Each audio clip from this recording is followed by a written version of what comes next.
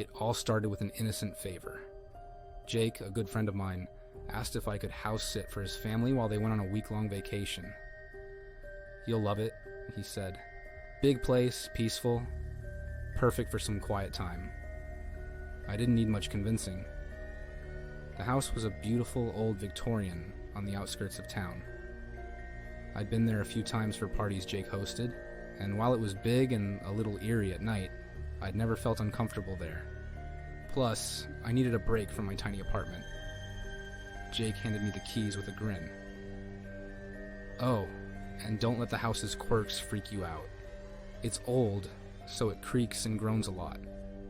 I laughed it off. "Don't worry, I'm not scared of a few creaky floorboards." The first day was uneventful. I settled in, explored the rooms, and marveled at the sheer size of the place. Each room had its own personality. An antique dining table in one, ornate rugs in another, and walls lined with old portraits, whose eyes seemed to follow you no matter where you stood. I chalked it up to clever painting techniques, and didn't give it a second thought. By the time night fell, the house felt different. The air grew heavier, and the shadows in the corners seemed darker than they should be. But I told myself, it was just my imagination. I locked up, turned on a movie, and eventually fell asleep on the couch.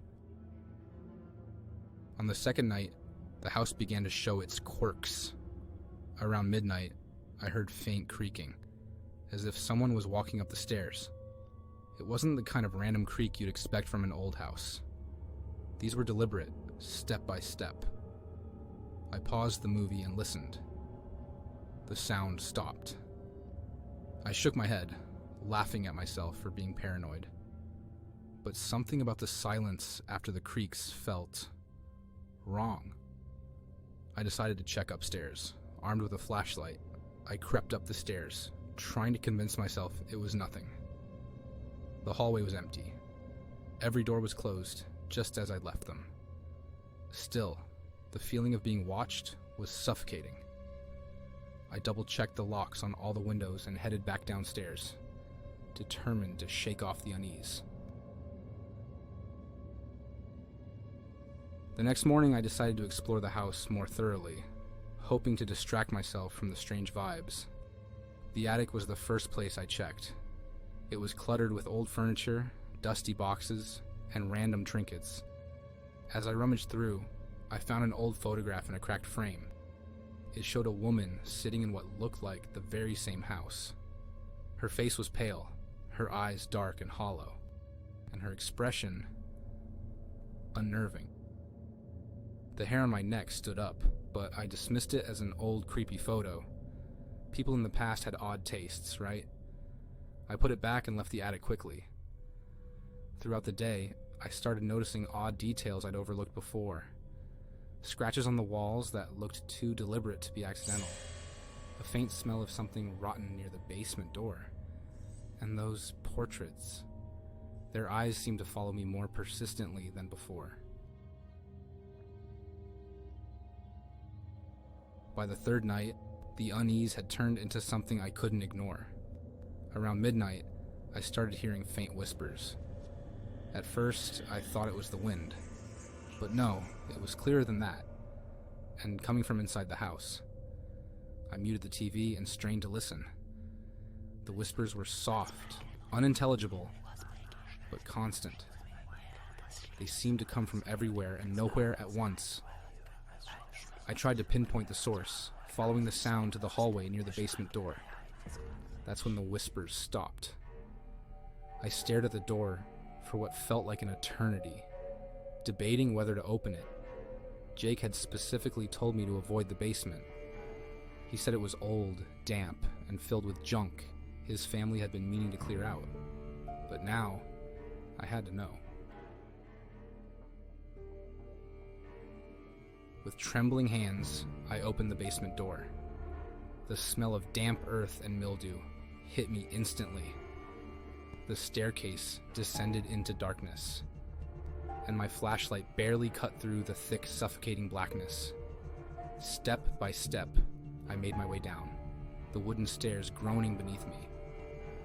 The whispers started again, louder now, clearer. They weren't words, but a mix of sounds. Pleading, crying, and something else. At the bottom of the stairs, the beam of my flashlight landed on an old wooden chair in the middle of the room, facing the wall. My heart pounded as I inched closer. The air was icy, and every instinct screamed at me to turn back. As I reached the chair, it began to turn slowly on its own. My legs froze. Sitting in the chair was the woman from the photograph. Her face was gaunt, her eyes hollow, and her lips moved silently. The whispers stopped. In the deafening silence, she raised her hand and pointed at me. I don't remember running up the stairs. I don't remember grabbing my keys.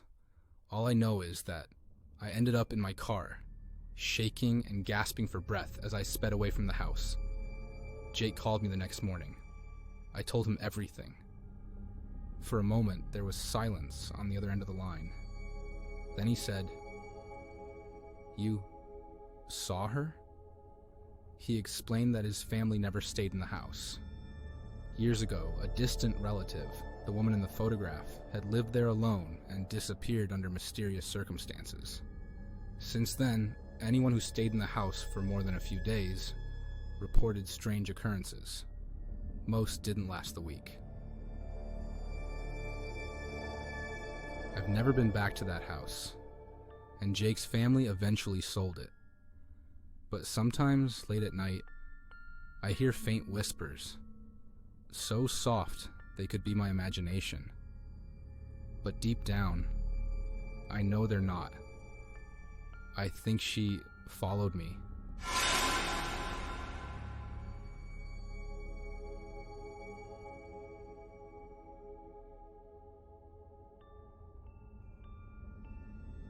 It was supposed to be a weekend of adventure. My best friend Emma and I had planned a road trip through a series of small, sleepy towns to escape the grind of city life. One of the towns had an old inn, practically in the middle of nowhere. It was cheap, charming, and had a reputation for being haunted. We laughed it off when we booked it. When we arrived, the innkeeper greeted us warmly, though his demeanor shifted when he realized we were staying in room 6. "It's a quiet room, but it has history," he said, almost reluctantly, handing us the key. I thought it was just part of the small town charm, an attempt to spook the tourists. Room 6 was quaint, with floral wallpaper that peeled slightly at the corners and a large window overlooking the empty street below. The bed was comfortable enough, and the creaking of the floorboards seemed fitting for a building this old. But there was something off. The window, it felt too big, too exposed. As I unpacked, I found myself glancing at it every few minutes, as though expecting to see someone there. Once, I could have sworn I saw a faint smudge on the glass, like the outline of a hand pressed against it, but when I looked closer, it was gone. Emma joked about it. "Relax! The only people around here are cows." Her laughter didn't ease my nerves. Later, as the evening settled, I heard a faint noise outside, a low scraping sound like something being dragged along the pavement. I looked out the window, but the street was empty, bathed in the dim glow of the flickering streetlight. I tried to ignore it, but the sound came again, this time closer, as if circling the inn. I told myself it was just the wind, but Emma noticed my unease. "Are you okay?" she asked. I nodded, but deep down, I couldn't shake the feeling that someone or something was out there, watching. That night, the first strange thing happened. Around 2 a.m., I woke up suddenly, heart pounding. I couldn't figure out why until I realized the curtains were swaying slightly, even though the window was shut tight. I told myself it was the draft, and forced myself back to sleep. That night, I struggled to sleep. Every creak of the floorboards felt like footsteps echoing through the room. Just as I was beginning to drift off, I heard it, a faint, deliberate tapping on the window, like fingernails scraping against the glass. "It's just a tree branch," I whispered to myself, but even as I said it, My chest tightened. There were no trees near the window, and the sound was too calculated, too human. Tap, tap, tap.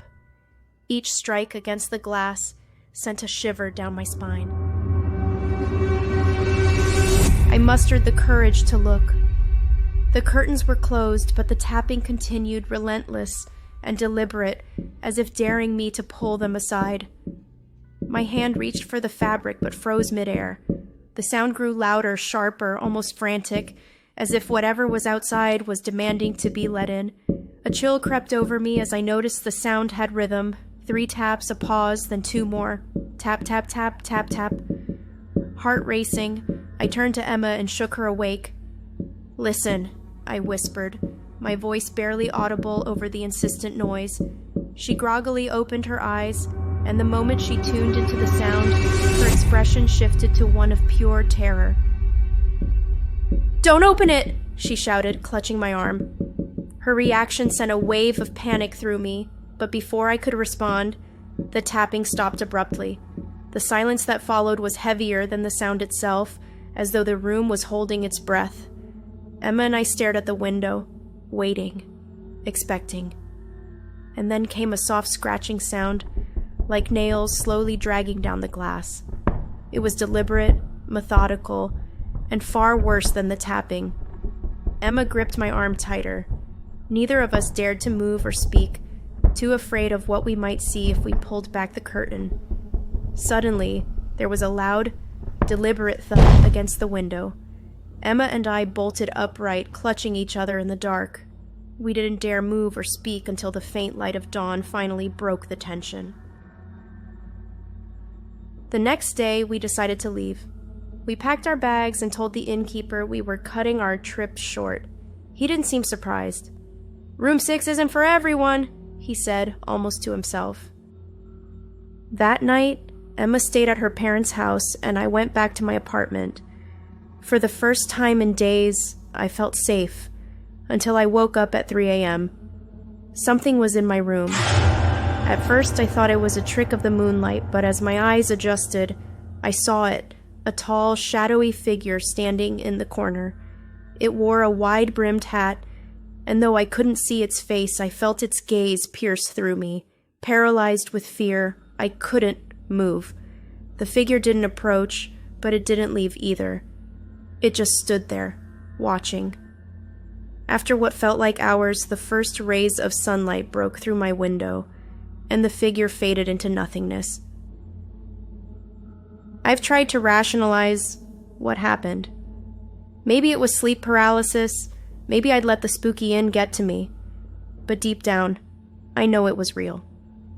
Emma refuses to talk about the trip, and when I tried to find the inn again, it was gone, as though it had never existed. But every now and then, late at night, I hear tapping at my window, and I never, ever look.